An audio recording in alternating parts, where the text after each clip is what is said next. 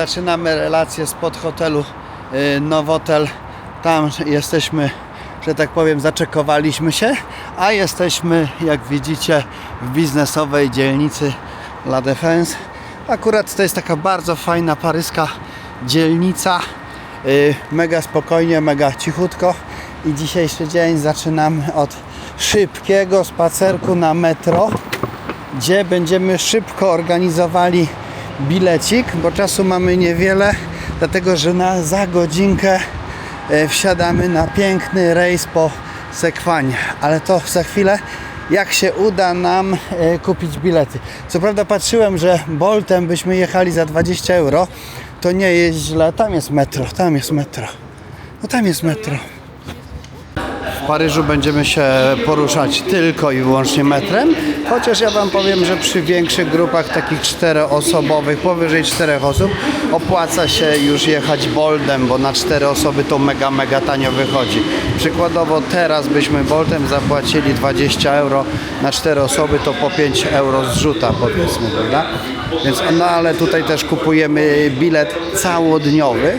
Wszystko zależy od tego, jak dużo będziemy jeździć metrem. Całodniowy bilet kosztuje 12 euro i możecie sobie go kupić normalnie tak w kasie. A ja mam, że tak powiem, taki tak zwany miesięczny, tylko teraz go szukam. Dobra, a ja mam taki miesięczny, proszę, ze zdjęciem. O. No i mój miesięczny jest tego. Ja sobie akurat go wyrobiłem sobie go, jak byłem pierwszy raz w Paryżu i se go zostawiłem i za każdym razem po prostu se go doładowuję przez aplikację, albo tu się też go doładowuje. Kładziecie sobie go w tym miejscu se go kładziecie i dobra, lecimy. No to co, wchodzimy, słuchajcie. Tak? Dobra, tu.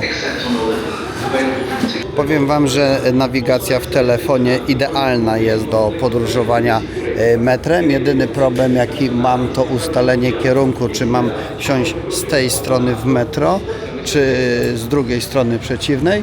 No, ale to jest takie tak na początku z reguły, bo te francuskie nazwy nie zawsze są takie proste do ogarnięcia. Ale nieraz się pomyliłem i wsiadłem w przeciwnym kierunku, to już potem według właśnie nawigacji wiedziałem, że jadę w przeciwnym kierunku i wtedy się po prostu na następnej przesiadałem.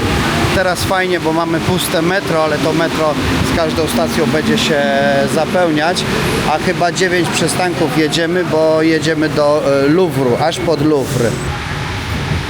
Po wysiągnięciu z metra kierujemy się nad Sekwanę, gdzie będziemy łapać nasz stateczek, bo to jest nasza dzisiejsza atrakcja.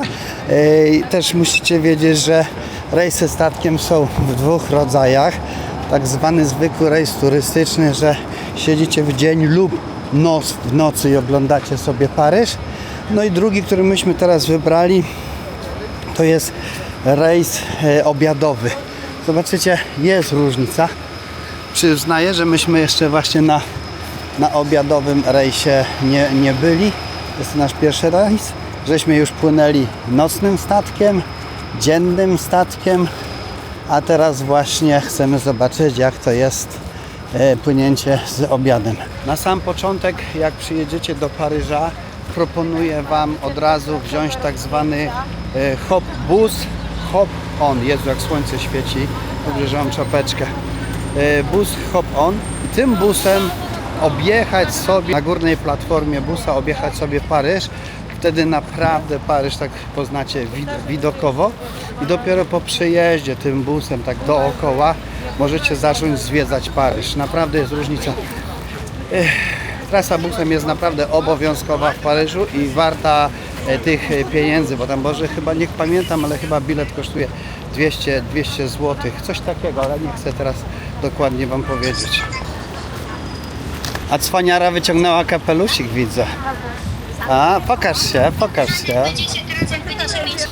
O, już widać tutaj tą naszą barkę.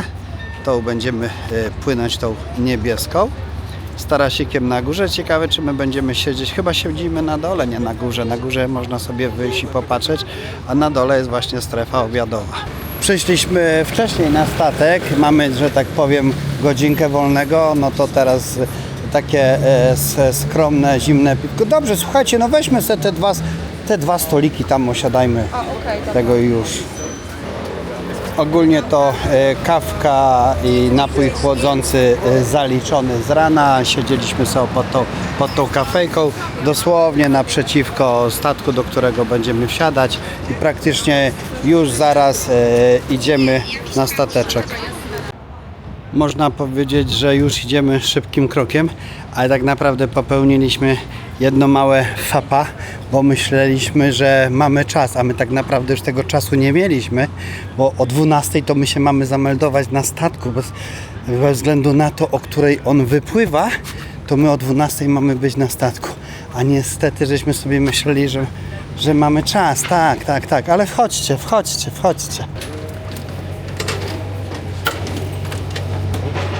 Bonjour. Okej, no to jesteśmy, zobaczymy jak to tutaj będzie wyglądało. O, jest klima. Tutaj. Thank you. Okay. Czyli ja siedzę naprzeciwko mojej żony, tak? Dobrze. A moja żona siedzi z widokiem na męża. Drinczek powitalny, cyk, takie tam z Paryża, prawda?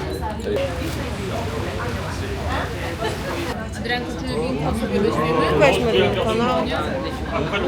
No i będziemy teraz fajnie przepływać koło katedry Notre Dame.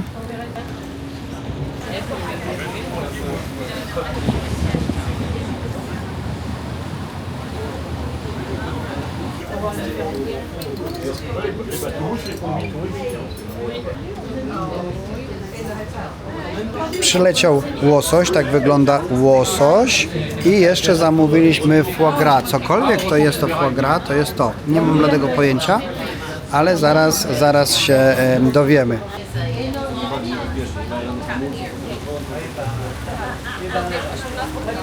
To strasznie mnie zdziwiła ta instalacja fotowoltaiczna, którą tu widzicie. Powiem szczerze, że olbrzymia, duża. Ciekawe, czy dali na to zezwolenie, ale chyba dali, skoro stoi. Przyjechała kaczuszka, to jest kaczuszka z ziemniaczkami, to jest okoń. No, zacnie wygląda okoń i jak widzicie, to jest kaczuszka.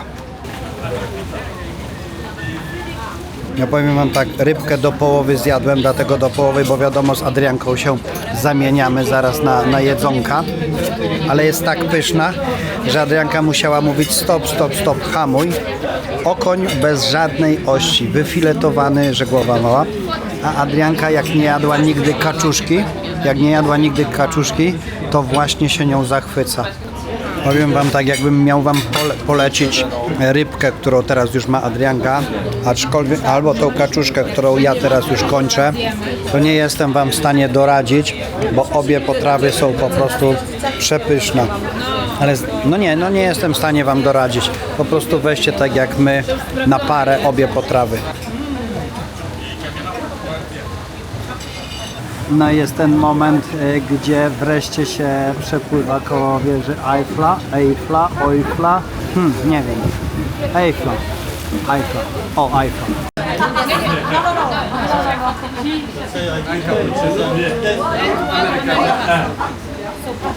Wjechał deserek, zobaczcie, to są jakieś lody deserkowe. Nie mam bladego pojęcia, co to jest tutaj, nie wiem co to, ale to się zaraz dowiem. A Adrianka tu ma takiego brownie albo lava cake, tak? Też z lodzikiem. No dobra, ale co to seta jest czy jak? Bo teraz zgłupiałem. Ty, to jest setka. To jest wódka. Nie ma czasu wyjścia na zewnątrz. Co zjemy, to podają następne danie, wiesz? No to po deserze sobie tam wyjdźcie. No, po deserku sobie wyjdziemy. Widzę, że już jesteście pod Tak, mostem. dokładnie tak. Dokładnie, dobra. Nie wierzę Eiffla, tylko tą Statuę Wolności. Zaraz W się... tym czasie mogliście wyjść. Dobra, to jedźcie i Pa. wyjdźcie na zewnątrz. Pa. Mamy tutaj fotostopik, oczywiście pod wieżą obowiązkowy fotostopik, a tu na górze też jest jeszcze taki rejon na samej górze.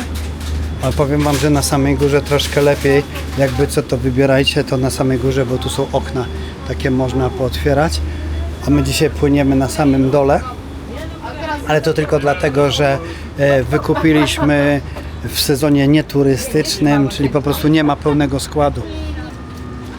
Rejsik rejsikiem, atrakcja skończona, właśnie będziemy schodzić. Powiem Wam, tak smali słońce. Jest godzina 15, ale dzisiaj mamy z 30 stopni w Paryżu. Więcej to masz. Albo i grubiej. 30 masz pokoju w hotelu. Nie no, zaraz zobaczymy, ale już zaczyna z nas cieknąć po plecach. Powiedziałem się do czego. Mamy pierwszą atrakcję, proszę. No i przed nami kolejna atrakcja, bo tak naprawdę wychodząc ze stateczku wchodzimy prosto do Louvru.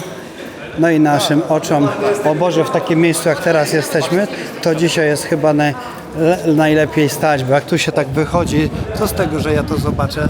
Czekajcie, zaraz Wam pokażę, bo tylko przyjdę, z ludźmi, dobra. Jesteśmy tutaj na placu Luwrowym. Oczywiście zaraz obowiązkowe fotostopiki z tą piramidką. No dzisiaj nie będziemy wchodzić pod piramidę, bo jak wiecie jest zejście pod piramidę i pod piramidą jest druga piramida, dla tych co nie wiedzą. Warto tam zejść, no i oczywiście warto wejść do Luwru, ale no niestety nie. Ty czapka, dlaczego czapki nie wzięłaś? Ale czapkę musisz brać. A tak a propos to dołączyła właśnie Julka, nasza córka, ale to już pewno znacie. Kto zna, to zna. Julka tu właśnie mieszka w Paryżu, dlatego my mamy taką możliwość częstego przylatywania do Paryżu. Plastiki nam są potrzebne jeszcze Nie, stój! Z czego to był plastik? z metra. Kurwa.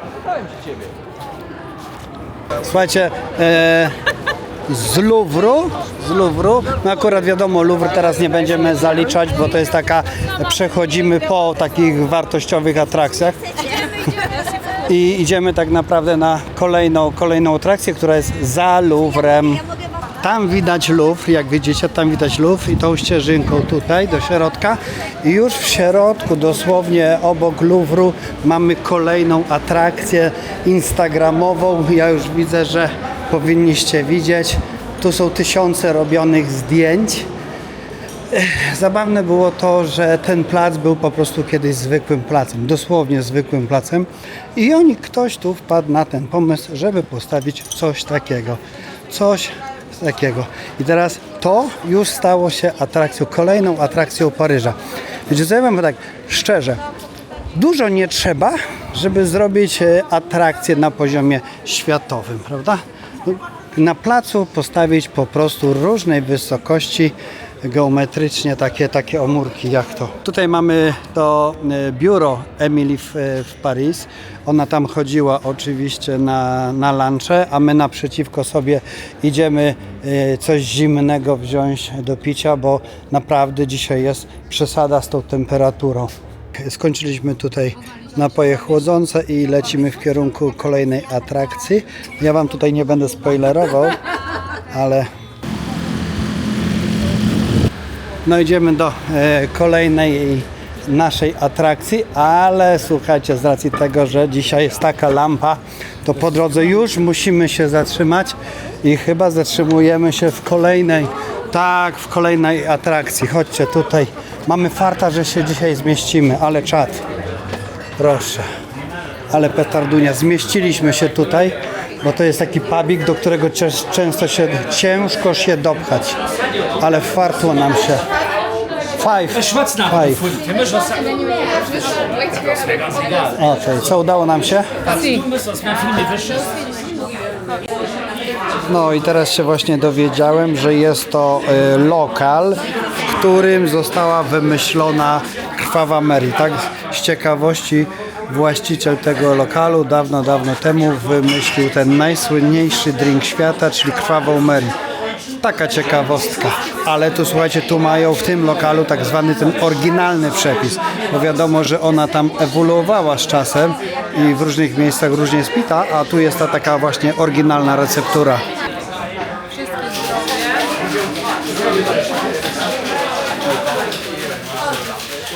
No i przyszła ta oryginalna Krwawa Mary. Przyznaję szczerze, że zaraz będziemy kosztować i smakować, czy ona faktycznie jest taka, jak znamy ją. A ty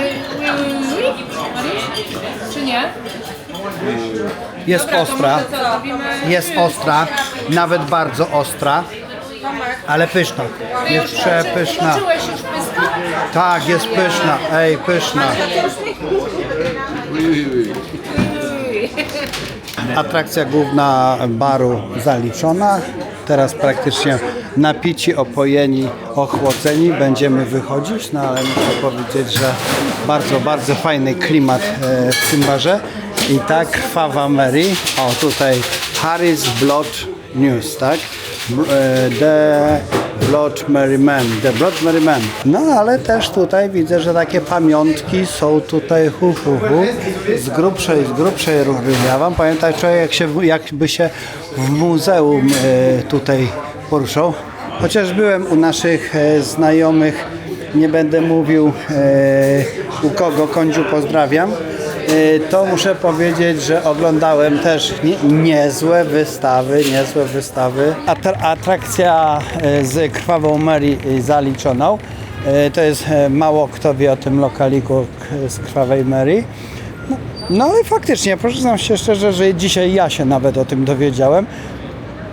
A już parę razy tutaj w Paryżu żeśmy byli u Julki w odwiedziny. A teraz idziemy już na Lafayette. No, mam nadzieję, że...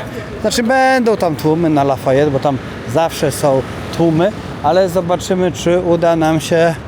Zresztą, dobra, zaraz za chwilkę zobaczycie.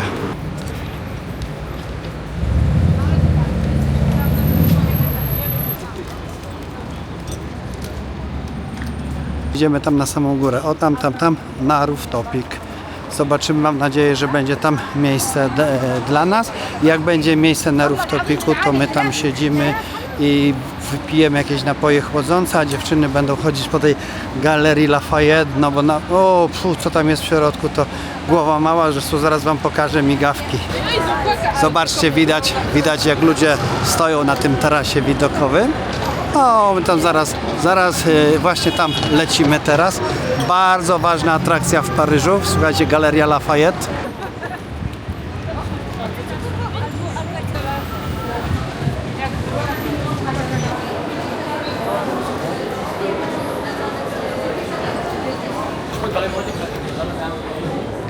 Wyżej. O, tu jest ten podest. O. Słuchajcie, tam jest taki fajny tarasik. O, jest właśnie ktoś tam idzie i teraz tam jest jakaś rewia, pokazówka. Ale zobaczcie, jak to całość wygląda. Fajnie, prawda? Przyznaję, że ta Galeria Lafayette robi tu wrażenie i powiem szczerze, Adrianka bardzo dobrze się tu czuje. Ona się tu mega się tu odnajduje. No i na samą górę schodkami ruchomymi, dosłownie na samą górę. Jak najwyżej i zaraz wejdziemy na tarasik. Dziewczyny tutaj nie dotarły, zostały w połowie budynku. Coś je tam wciągnęło. Dosłownie zostały wciągnięte. A ja mówię, nie daję rady, jadę na samą górę. Zobaczyć, jak to tu fajnie wygląda. Tu jest DJ na samej górze, wieczorami gra. Zobaczymy, czy uda się nam usiąść, tak? Teraz zobaczcie, jaki tu jest taki klimacik. Mamy panoramkę Paryża, co? Jest debeściarsko, prawda? Chodź, Mario, tu sobie poczekamy na nie. Zasada jest taka, że jak kupujecie... Yeah, here. Okej, no problem. Okej. Zasada jest taka, że jak kupujecie drinka, to możecie sobie tu siedzieć i tyle. Okej, perfect, thank you. No i proszę, mamy trochę na słoneczku, ale przynajmniej możemy siedzieć. No, bardzo ładnie, naprawdę z widokiem na Eiffel. O, bez tego, ale tak mówię wam, jak weźmiecie drinka, to się siedzi, ale z reguły mnie to nie dziwi. Mieliśmy one German Spritz, one German Paloma. Tak, po prostu nie wiedzieliśmy co to jest, bo ja powiem szczerze, że drinki są po 14, 17, 25 i 20, jest jakiś dodatek 28 euro. No, ale też żeśmy tak wzięli, żeby sobie tutaj poczekać. Szkoda, że nie ma piwka, ale jest woda mineralna. Słuchajcie, woda mineralna jest za 8 euro, jakby kogoś to interesowało. No, teraz zobaczyłem, że są tu bardzo takie fajne leżaczki. Słuchajcie, bez problemu można sobie na nich się wychillować. Po prostu zamawiacie drina. Ja wam jeszcze pokażę tą knajpkę z każdej strony, ale żeby to też tak nie było.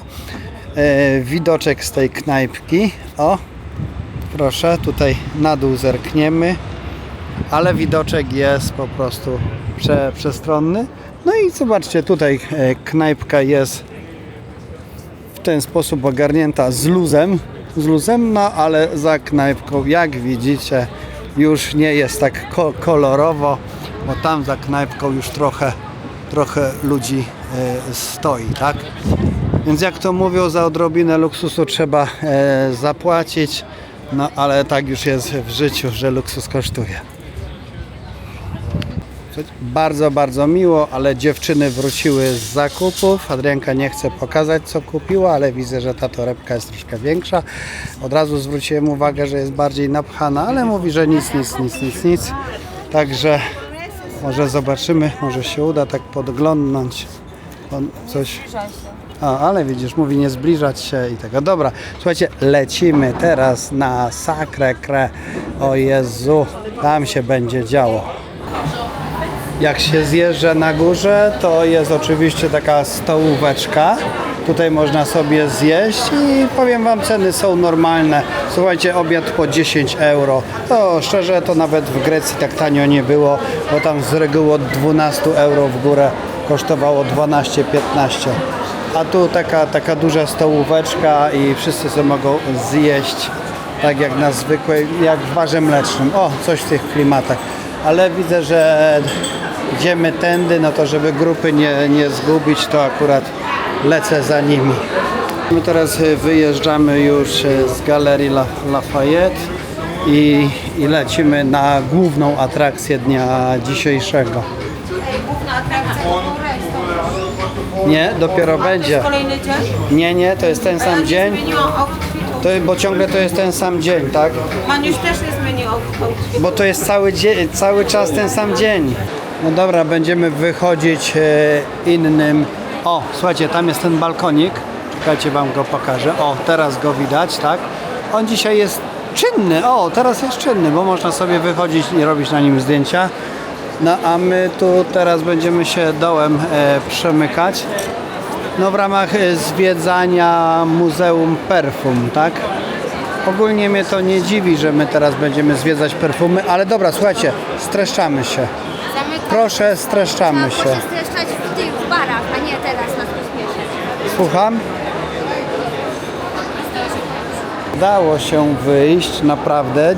Dzisiaj bardzo fajnie, wyjątkowo szybko, bez jakichś poważniejszych zakupów, ale tylko dlatego, że się śpieszymy i prawdopodobnie idziemy tam, z tego co tak czuję, ale żebym nie był gołosłowny, to poczekamy na Żużu, bo Żużu jeszcze sobie tu sprawdzi na ten. No i proszę, tak wygląda Madame Français, Adrianka, Madame Français. Ten wielki luz paryski, jak ludzie sobie siedzą w tych knajpkach na rogach tutaj. Teraz i tak jest spokój, jeszcze o tej porze totalnie nic się nie dzieje, ale słuchajcie, wieczorem, jak będziemy wracać wieczorem, to po prostu Paryż żyje w tych właśnie takich knajpeczkach. Jeden wielki chill i ludzie z całego świata. O, uwielbiam Wespunię, proszę. Gdybyście chcieli kiedyś tak do Paryża już na poważnie przyjechać i te wszystkie atrakcje zaliczyć, to słuchajcie, w Paryżu są tylko i wyłącznie dwie opcje. Jeździcie rowerem, możecie sobie tu na miejscu wypożyczyć rower elektryczny, one są tu praktycznie na każdym kroku.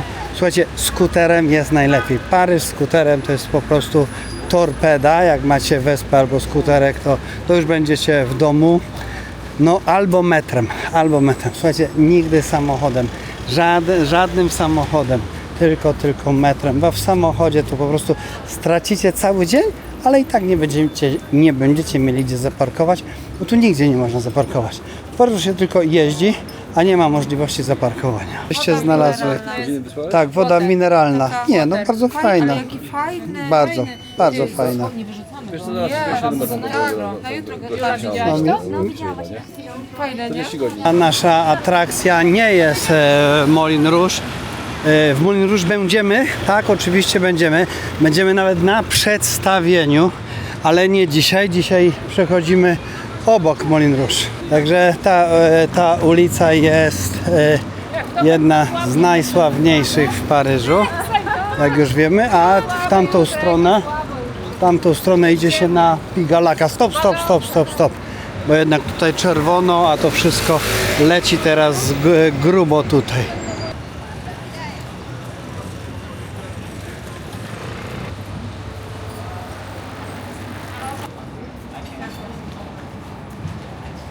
Dobra, słuchajcie, po drodze mamy tu taką holenderską atrakcję. Skąd holenderski wiatrak w Paryżu? Przyznaję, nie mam bladego pojęcia skąd jest, ale on jest też traktowany tutaj jako atrakcja tej dzielnicy, na której żeśmy się teraz znaleźli. Dobra, i zaczynamy to główne zwiedzanie dzielnicy Montmartre. Tutaj zaczęliśmy od tego wiatraczka, co przed chwilą żeście widzieli. Jak ktoś wie, skąd ten holenderski wiatraczek tam się wziął, to bardzo proszę o informację. Nie mam bladego pojęcia. A tutaj zaraz już powinniście widzieć ten tłum ludzi przy tym pomniku. O, partło nam się, bo te tłumy odeszły, ale już tam widzimy dziewczynę łapiącą za piersi. Słuchajcie, przepowiastka jest taka, że jak się złapie piersi, to jest duża szansa, że wasz facet wam kupi nowe piersi. Dlatego wszystkie kobiety tutaj przychodzą i froterują. I to jest dla mnie normalne, ale nie mogę zrozumieć, dlaczego... W takim razie, bo Faceci łapią za te Ale ty, właśnie, i dlatego ja rozumiem, że kobiety łapią, ale nie wiem, dlaczego faceci łapią. Kolejną atrakcję, którą widać, o, jest kręcony jakiś model właśnie kręcił sobie ciuchy, a tutaj ten różowy domek, gdzie siedzą wszyscy tutaj naprzeciwko tego różowego domku, a przede wszystkim ten tłum ludzi, co tam z przodu robi oczywiście zdjęcia. Ja wam teraz to pokażę. No, kto oglądał ten serial, to już wie, co to jest za domek, bo on jest tak mega sławny. Czasami widzicie, już stał się tutaj atrakcją. Same kobiety, słuchajcie, same kobiety tutaj są i go fotografują. A dlatego, że mówię dla panów, którzy nie kojarzą serialu, to jest domek z serialu Emily w Paryżu, który jest na Netflixie. A słuchajcie, wchodzimy już w taką główną, najgłówniejszą atrakcję Montmartre, czyli miasteczko, w którym sobie żył, przebywał i przesiadywał Van Gogh z Picassem. Kto oglądał nasz poprzedni serial, to wiecie, że to było o tutaj. I siadamy jeszcze raz w tej knajpie. Mamy takiego farta, że znowu możemy usiąść na tych miejscach. Dobra, restauracja Le Consulat zaliczona. Żeśmy sobie tutaj po prostu wypili cydra. Ostatnio nam cydr bardzo posmakował. No i teraz idziemy na katedrę Sacré-Cœur. Chyba tak się jakoś to tam mówi. Proszę mnie poprawić, jak źle mówię, ale teraz idziemy na... Oj, taką dzielnicę uwielbiam. Słuchajcie, zawsze jak przyjeżdżam do Paryża, to ta dzielnica jest dla mnie obowiązkowa.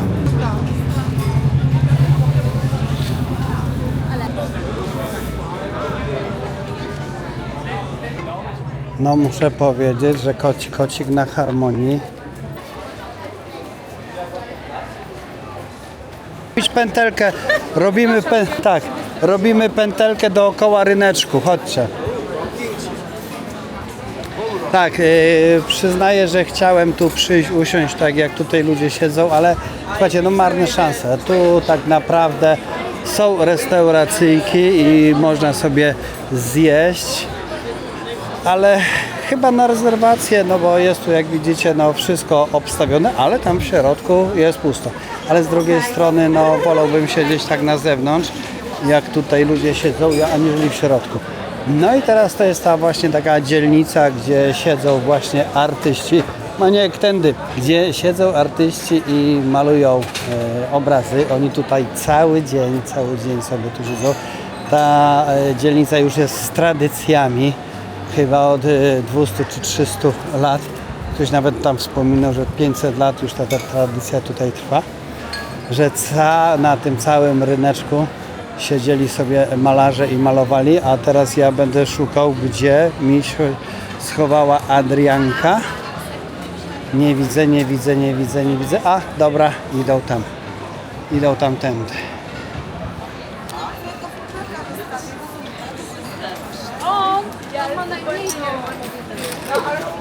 No i z tej dzielnicy, no wiadomo, no powiem tak, kiedyś bardzo chciałem tutaj usiąść i pewno kiedyś mi się to zdarzy, że tu usiądę, ale pewno przyjdę wcześnie rano, albo będę stał i czatował, aż ktoś zwolni stolik. Bo tutaj jak widzicie, słuchajcie, godzina 20, żeby nie było, to jest godzina 20 teraz. Jest, jak widzicie, full. Dobra, Maniu z tyłu idzie. Ok. Jest Maniu i teraz idziemy pod główną, najgłówniejszą atrakcję dnia dzisiejszego. Bardzo mnie ciekawi reakcja tutaj, jaka będzie wywołana. Dochodzimy pod katedrę Sacré-Cœur. Słuchajcie, niewiarygodne tłumy, niepojęta ilość tłumów, która tutaj jest. I słuchajcie, myśmy wiedzieli, że o 20 tu będzie taki tłok, tak jak to wygląda teraz.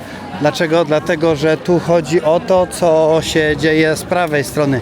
Nie z tej strony, którą ja wam tutaj pokazuję, bo oni tutaj sobie przychodzą i okej, ale to, co się dzieje zaraz z tej drugiej strony. To są właśnie takie sklepiki, które znikają, jest za sznurek się pociąga i te sklepiki znikają po prostu w jedną sekundę. Piweczko tu jest wesoło, muzycznie stoimy pod tą, ale tu słuchajcie, co tu się dzieje. Chodź Maniu, zobaczysz tutaj. Ale zobaczcie na ten motyw. Wszyscy przychodzą, żeby usiąść sobie na tych schodach, tak jak widzicie. I to jest taka główna atrakcja, siedzenie, żeby można sobie było zobaczyć panoramę, tutaj całą panoramę Paryża.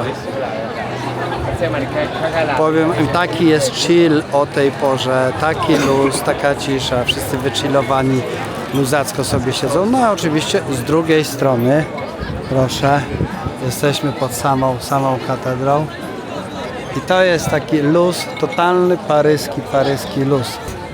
To jest kłódka za naszą przyjaźń. Tak jest. Tak? I Steve. I tu pisze i co, jak kto to jest Steve? Ja. A ty jesteś Steve? Od kiedy? Ziuziu, bo nie wy. Aha, bo nie zmieściło się żużu, to dobra. Friends za dużo zajęło. Dobra, i ta kłódka oznacza, że co, jak tu zapniemy, to już będziemy tu mieszkać? Będziemy tu wracać. A, będziemy tu wracać. Będziemy zapiąć. Ja właśnie Lub w innych miejscach. No dobra, to jak będziemy tu tylko przyjeżdżać na wakacje, Ja to ci pokażę zapinaj. zaraz mema ze Steve'em. Dawaj. Nie spodziewałem się, że będziemy przypinać kłóteczkę, ale okej. razem Dobra, zapnij. ciekawe. Dobra, nasza kłóteczka jest w tym miejscu. Słuchajcie, nie do znalezienia, no powiem wam tak. To ona jest nie do znalezienia. Właśnie ją widać. Tak? To jak zapniesz, to ja pokażę w którym miejscu. Zobaczymy. No dobra. I teraz tak. Tak, widać, bo jest pod drzewem. Żeby to było policzalne, to jest, słuchajcie, pierwsze drzewo jest tu, drugie drzewo jest tu. Wątpię, żeby to coś ocalało, ale jakby coś, to jest tu, gdzie teraz, A jak ktoś Proszę. znajdzie, to stawiamy czekoladę. zobaczcie, jak to fajnie wygląda na tych schodach, jak ludzie siedzą pod tym. Słuchajcie, każdego wieczora, każdego popołudnia, bo w dzień to nie, bo to wiadomo, słońce tak smaży, ale im później, tym więcej ludzi tu siedzi i zaczynają tu śpiewać, koncertować, taki totalny chill. Do wieczora, I nawet przestałaś być głodna, widzę. Tak, nawet mi na trawie się ostatnio.